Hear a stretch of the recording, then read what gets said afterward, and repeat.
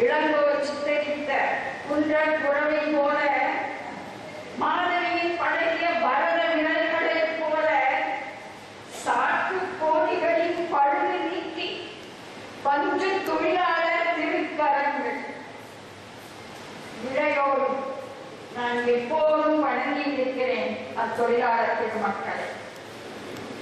இவ்வூரின் உப்பு தண்ணீரில் உடல் நனைத்து, தெப்பத்து தண்ணீரில் உயிர் வளர்த்து எனது மை எழுத்துகள் நன்றி என்று வரைந்து கொள்கின்றன. வணக்கம்.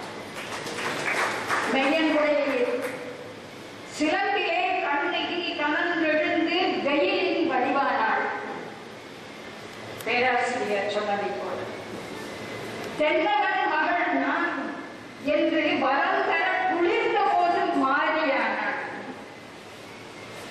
வைகை பாயும் மதுரைக்கு தெற்கே மரகு உடை தோடி வரும் காட்டாறு கோசிக மகாநதி. இந்த ஊர் ஆறு பேரு. கோசிக மகாநதி கரையிலே கண்ணகியின் சொரூபமாக பத்தினி தாய் அம்சமென வெயிலுகந்த அம்மன் உண்டு. இந்த ஊரில் ஆதி பராசக்தி மாரியம்மன் கோவிலும் உண்டு. விழுந்து வணங்குகிறேன். அடுத்து ஆரம்பிக்கிறது என்னுடைய கட்டுரை.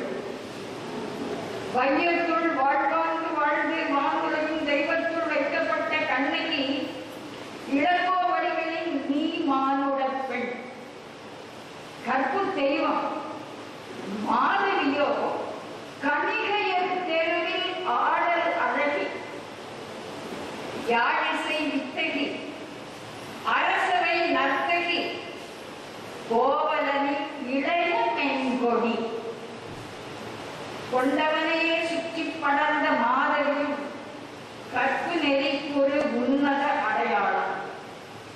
இளங்கோ வடிகளின் தூரிகை வரைந்த இலக்கிய பெண்மை நலமே கற்பின் திண்மைக்கு ஒரு அற்புத சான்றிதழ்.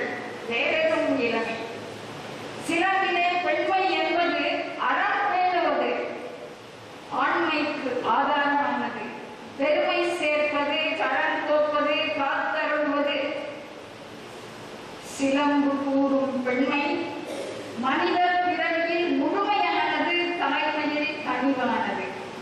பெண்மையின் இயற்கையோடு இணைந்த ரட்சிப்பும் மீட்பும் நீட்சியுமான கண்ணகியின் கதை மனித இன